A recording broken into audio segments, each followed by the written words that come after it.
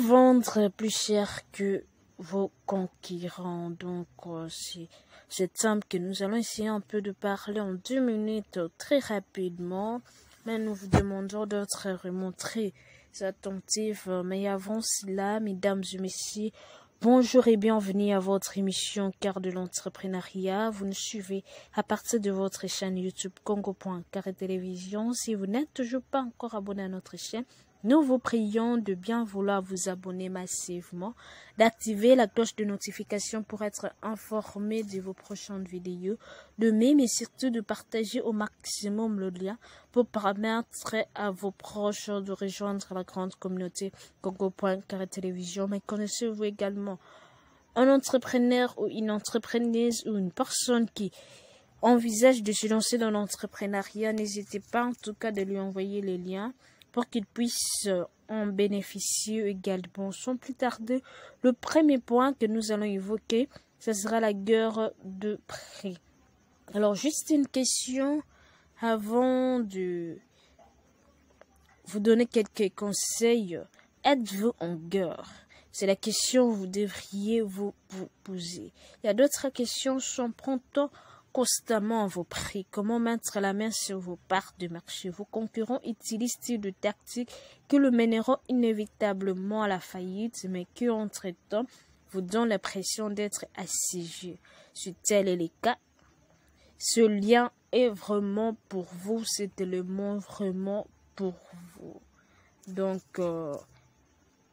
je vais essayer rapidement à la fin de traduire en lingala pour permettre aussi à nos abonnés de suivre si vous voulez.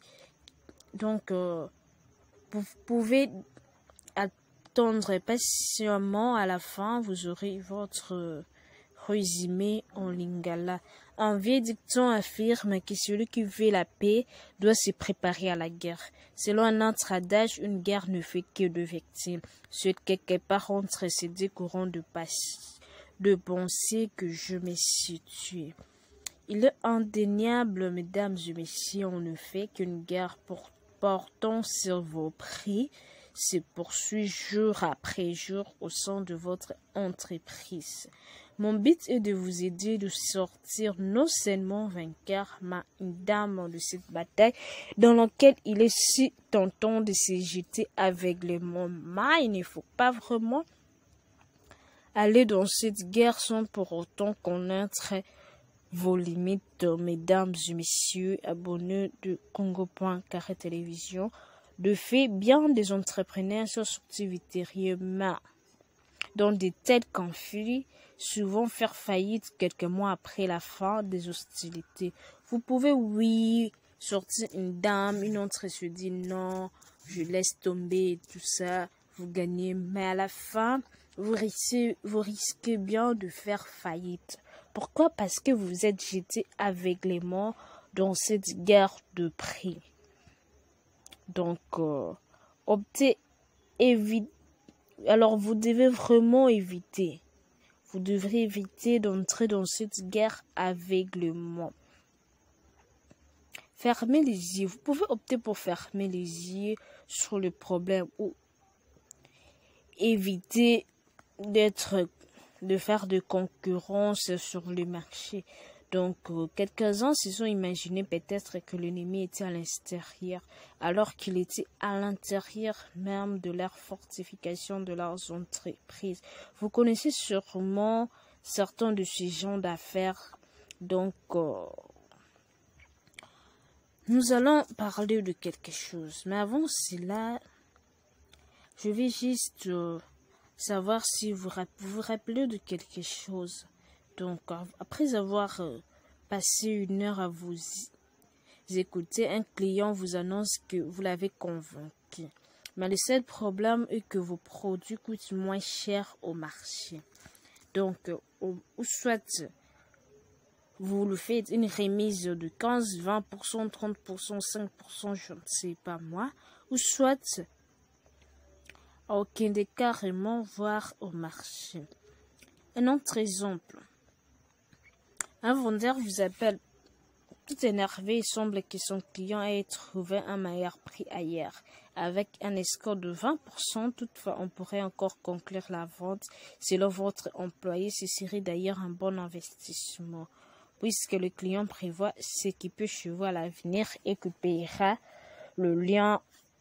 Il paiera le plein prix à son prochain achat. Un autre exemple, vous avez mis la touche finale à une soumission qui doit être déposée demain. Il ne vous reste qu'à imprimer, mais vous hésitez en fait. Vous craignez qu'on la rejette parce qu'elle est trop élevée en temps.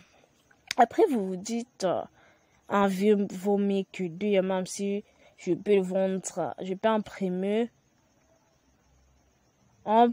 Pour le prix des dés, ça pourrait y aller. Alors, une question.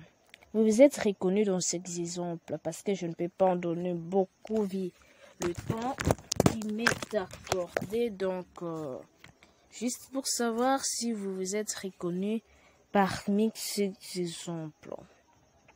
Vous endormez, vous, soir après soir, en vous demandant comment vos concurrents font pour offrir de si bons prix. Soupçonnez-vous parfois que vos clients ne vous disent pas toute la vérité quand ils vous lancent? C'est bien meilleur marché juste à côté. Avez-vous l'impression que vos vendeurs font des démonstrations mais qu'un concurrent finit par dresser le facture? Avez-vous commencé à croire en une vaste imagination destinée à vous mettre à l'arrêt? Si vous avez répondu oui à l'une de ces questions, sachez que vous n'êtes pas seul dans cette situation. Mais j'ai une bonne nouvelle pour vous. Il est encore possible de gérer votre entreprise de manière profitable. Je dis bien de manière vraiment très profitable. De manière très profitable. En fait, il est de même possible plutôt de prospérer en vendant plus cher que vos clients. Alors, c'est là où nous entrons comment on peut vendre plus cher que nos concurrents, mais garder nos clients, le maintenir fan de vous. Premièrement, l'un des facteurs le plus important est appris, c'est de bien connaître le terrain sur lequel peut y avoir lieu d'affrontement. Ce sera l'objet de la première partie. Donc, vous devriez absolument connaître le lieu, le terrain dans lequel peut y avoir lieu l'affrontement. Vous ne pouvez pas entrer dans le guerre d'esprit n'importe comment, aveuglément et autres, non. Vous devrez absolument maîtriser, je dis bien maîtriser le terrain dans lequel cette guerre d'esprit aura lieu. Mais là, nous sommes déjà à 8 minutes, donc ça c'est la première partie. Nous avons voulu juste vous faire une petite illustration, mais restez branchés au deuxième lien, juste au deuxième élément, juste posé, où nous allons parler la reconnaissance du terrain. Parce que vous ne pouvez pas aller en guerre de prix sans pour autant reconnaître le terrain dans lequel vous voulez vous lancer dans cette guerre. Alors, je vais terminer cette première partie par un conseil. Vous n'êtes pas obligé de vous engager dans une guerre de prix, même si elle fait rage dans votre industrie. Vous pouvez probablement continuer à prospérer sans vous y impliquer. Certes, cela ne suffira pas sans effort. Il est bien plus facile de consentir rapidement une réduction que d'agir en sorte que la guerre n'est pas liée. Mais attention, faites vraiment très attention en explorant ces volumes. Vous devriez à quoi s'expose le belligérant du prix. Alors faites vraiment très attention. Quand vous optez pour entrer dans la guerre d'esprit, vous devriez faire vraiment très attention, très attention.